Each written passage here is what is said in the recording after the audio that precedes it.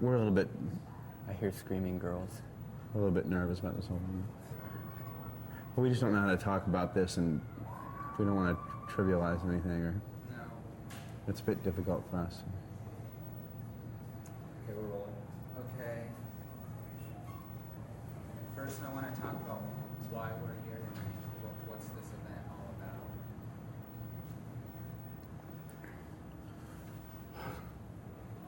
Well, I mean, this event is. Okay, see, I told you I don't really know how to put this. We're playing tonight to raise money for the Allen family There you go. because their 3 daughters died and they need some help paying for funeral expenses.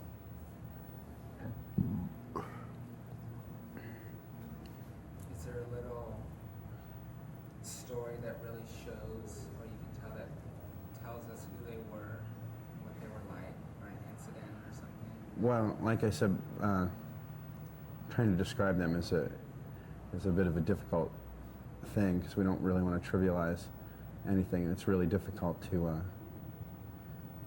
sum up anything in a question in this format, I guess. But I mean, they were just our great friends, and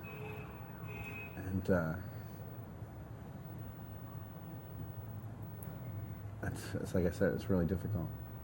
It's difficult to explain their role in Weezer, and it would be difficult to overestimate how important they were to us. They were really our first fans, and through the whole thing, they were always our biggest fans, as they always said. I think possibly that they may have not been at our first show, but maybe our second or third show when we were playing in Los Angeles when we got started, and since then came to maybe every single show that we ever played. Even when there was 2 people, it would be those 2 at a show. I think Yeah, we played many shows to just those 2, yeah. Michael and Carly.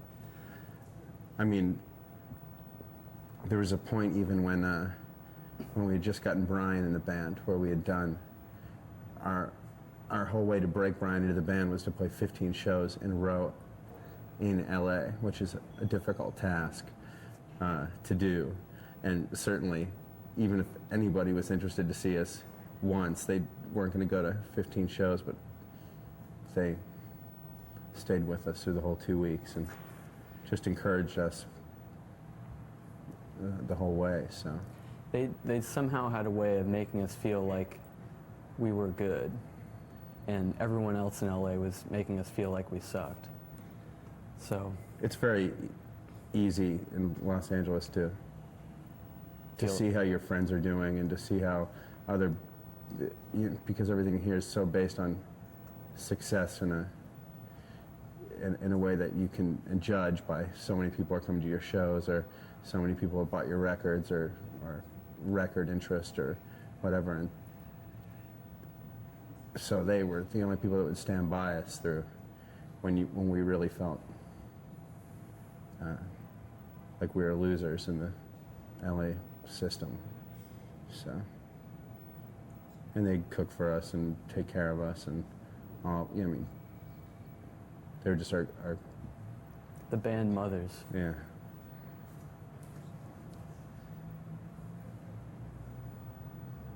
How or when or who were you? I mean, I'm sure you won't forget this day for a long time, but do you remember when you got the call, or how did you hear of the tragedy? Well, I heard it through our tour manager on a bus on the way to Calgary, I believe. It was a terrible day already. We got stuck at the Canadian border for hours while they searched our bus for, I don't know what they were looking for, but they didn't find it. And then we're just on the way up to Calgary, and we'd been worried about them because they hadn't shown up to our show in Salt Lake.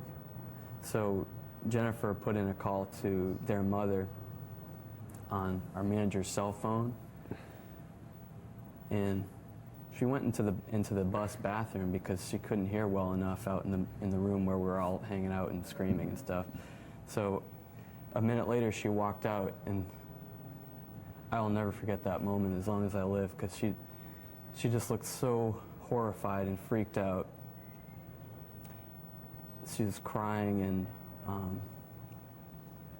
none of us could understand what she was saying because she was so freaked out. But I knew something terrible had happened. And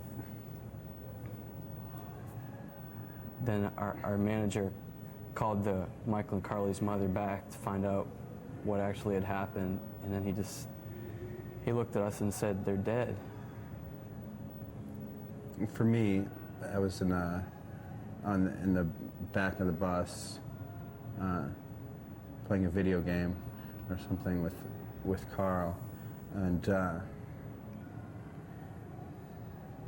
Jim, our tour manager, came back and shut off the game and said, "I have something to tell you." And I didn't even need to hear any more than that, knowing what had happened, really, because there's just a certain way people approach a situation like that, and I've been through it a few times. When you get a phone call or when you talk to somebody where you can hear it in their voice, and we'd, like River said, have been worried about them all that day and the night before, because they had missed a fan club, 2 fan club meetings where they get together and they take people out to picnics or do some kind of event with the fan club. So the kids were coming up to me the night before going, "Where were they? Where were they? We were supposed to meet at this park and do this, so." And we knew that, nothing would hold them back from, they never would miss anything like that. So, it was obviously a very serious thing. So it was sort of on our minds that whole trip anyways. And then when Jim told me that, and it's a very weird thing to be